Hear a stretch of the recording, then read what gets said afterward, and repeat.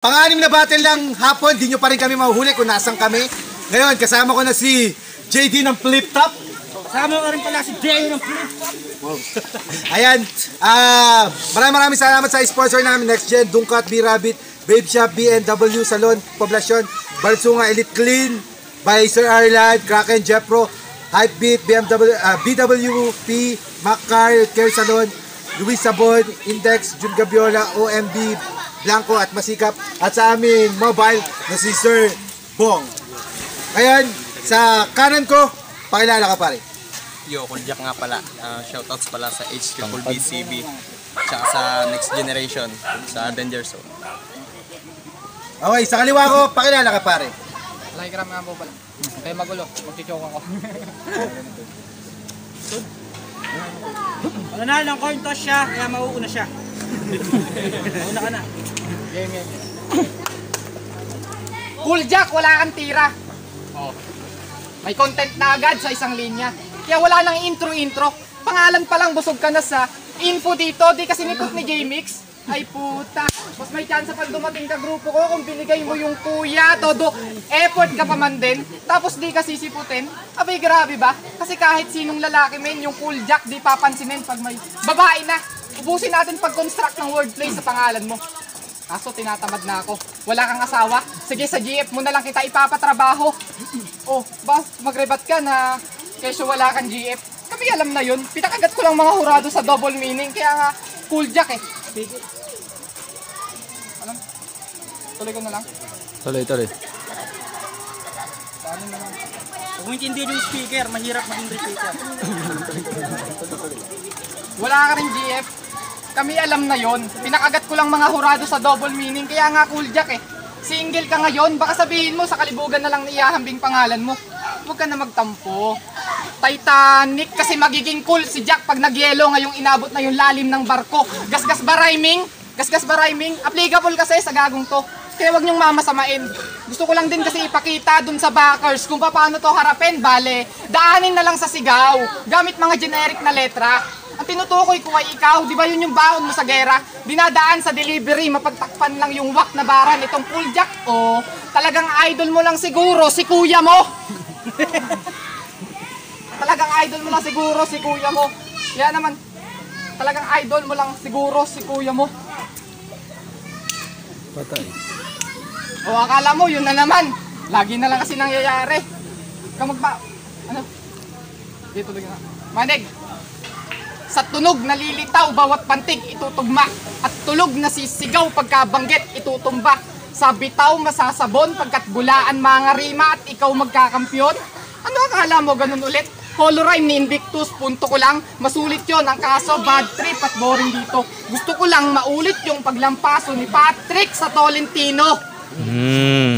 Ano, papabuti pa ba natin ng round 2 at 3? Kung round 1 pa lang, meron na silang binoto. Sa bagay, paikot-ikutin mo man gamit 2 rounds, patay ka sa 2 minuto.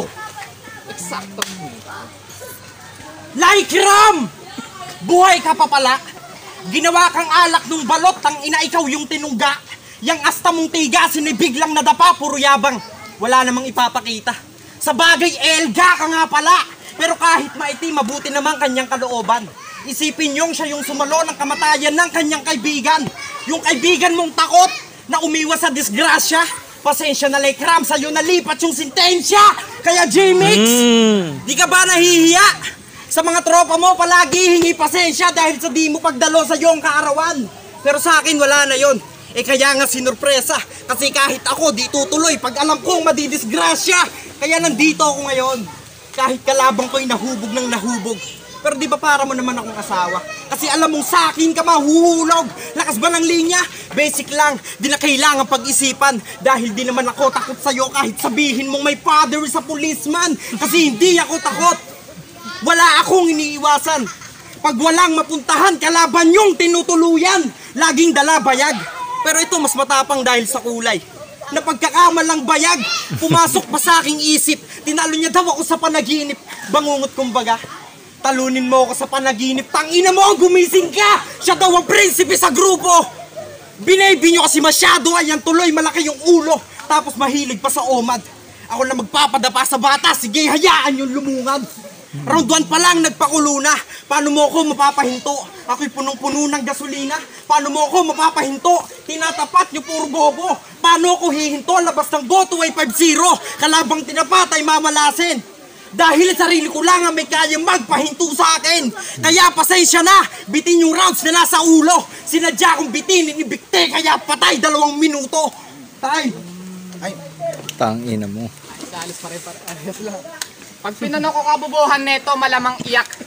Pero naisip kong wag na sana.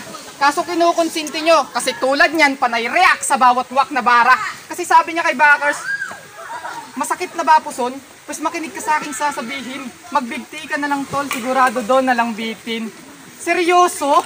JD? Todo react ka doon? Wala palang bitin eh, bakit pinagbibigti mo yun? Nung narinig ko yun, yung dugo ko tumaas. Ikaw lang kilala kong rapper na nag-double meaning pero isang meaning lang lumabas. Porket kinumpara mo yung walang bitin sa pagtatalik tsaka sa merong magbibigti. Puta ang pogi mo doon. Wala. Meron. So anong tawag mo doon? Oxymoron.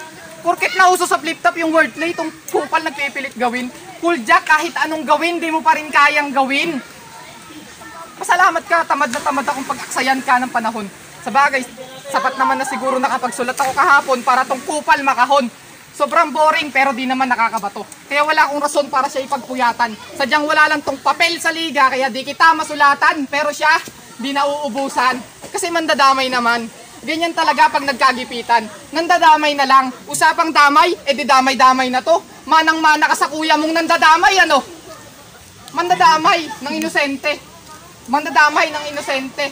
Mandadamay ng inosente. Mandadamay ng inosente. Mandadamay ng inosente. Para nga naman easy kill.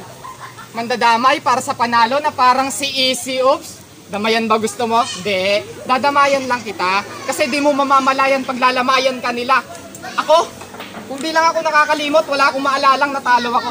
Oo, tama kayo ng narinig. Madalas ako mag-choke kahit magkabisa ng todo. Last battle ko nga eh. Halos di ko pa may speech yung round to ko. Pero yung tinitingala nyo, nahirapan pa kumuha ng boto. 3-2, seryoso? Kaya wala naman talaga akong pakialam sa mga kasali sa tournament. Di naman sa ako'y takot. Gusto ko lang ng rematch pag naka 200% ka na, Chobalot. Halata namang lamon sa bara ko. Nagpatalo lang ako sa boto para standing ko mag 1-3. Bakit? Bakit? Malalaman nyo sa round 3. pare. Round 2 game! Sabi ko game! Kawawang bata, pinadapa, hinayaan lumungan at gangangawa. Gusto niya manalo, walang magawa, kinalaban mo, kaya nang napala. Kaya baka sa akin mukha ang tuwa, pinaglaruan ko na parang tula. Pasensya na kung gato nga mangot siya, kasi di ako sweet. Napanood siya, ako ang bangungot na tumakot, pumulupot at sumakot, putang ina mo. Panis ka na naman. Round 2 pa lang, binauna kita, round 3, tatabunan ka na lang. Ano, Elga ka pa? Ha? Uubusin ko kayo. Isa-isa kayong tutumba sa akin, parang domino. Ganto talaga ako kalaban. Mabait kung iisipin mo. Kasi handa ko kayong itumba. Lumabas lang yung magandang imahe nyo. Ano, mabait ba? Talagang ganyan. Kung mabait pala ako sa tingin mo yung usapang asawa na lang. Kantutan bars, game! Game! Yung asawa mo mahilig sa prutas. Ayaw niya nga lang sa sinibakong buko. May lahi ring unggoy. Hilig umakyat sa puno. Pinitas niya yung santol ko, ayun nagalit sa kanya yung nuno. Pinatuwad, pinaspasan, hanggang sa magsabaw, pinalo-palo kanyang puki na parang naglaban-law. Yung asawa mo't si Deo, hindi naging sala. Pero malaki yung pagkakapareha nila. Iisa ng talent, kumanta. Ganyan kagago to. Wala kasi akong mahanap na info sa'yo, kaya asawa mo na lang yung tinira ko. Ako'y walang patawad na para bang vampira. Labas-pasok, kahit pa nireregla. Asawa mo tuwang-tuwa, nakatikim ng pila-pila. Buong Hellboy nag-away-away kung sino muna mauuna. At nanganak na pala yung mahal mo na asawa. Wala ka bang tanong sa isip at nagdududa? Dahil kaya mo ba tanggapin na habang lumalaki yung bata kamukha ni Joshua? O kaya ako! O kaya si Aces! Pinanganak sana siyang magaling dahil magiging sayo lang naman yung bata habang lumalaki at paitim ng paitim. Standing ko 1-3. Sarap conquer lang ha, sarap conquer. Hinahamon mo si Poison, di ba? Bali, papakita ko sa'yo. Gago hinahanap mo. Malas lang nitong bano. Sa lasong hinahamon mo. Pag napasubo to sa lason, parang buhay mo na tinaya. Sabi ko, Poise, may humamon. Di ka daw niya kilala. Kasi sobrang bobot wak. Nito di pendeho. Lahat ng battle mo track. Lyrics ay invento. Sobrang sablay sa pag-construct. Di naman sa ako'y perfecto. Sobrang sablay sa pag-construct. Di naman sa ako'y perfecto. Pero hanggat walang content tong Cool Jack, malabo kami ni Poise sa'yo magkarespeto.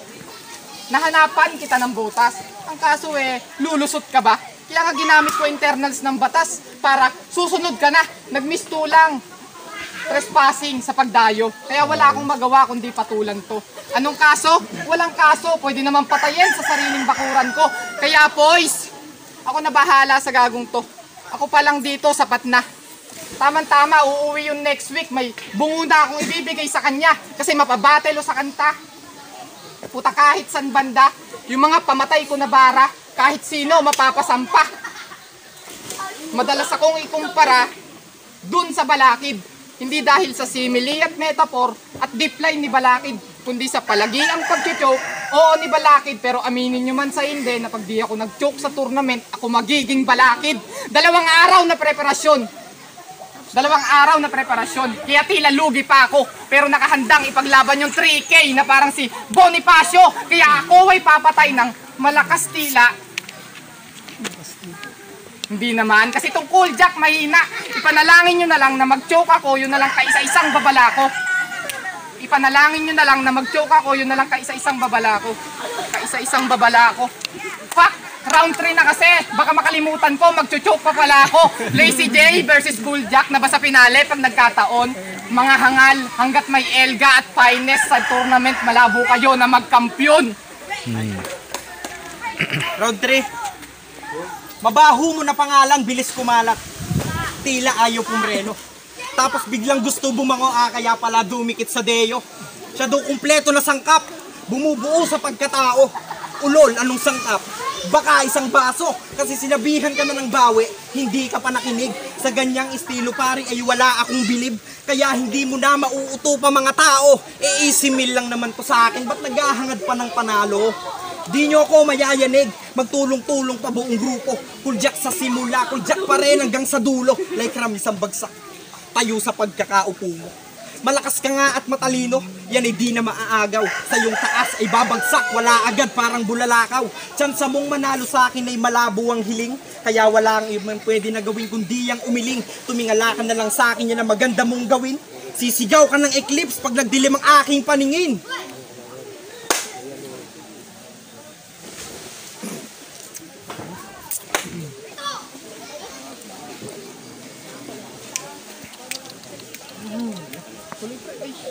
Time. Okay, palakpakan naman natin yung battle nila.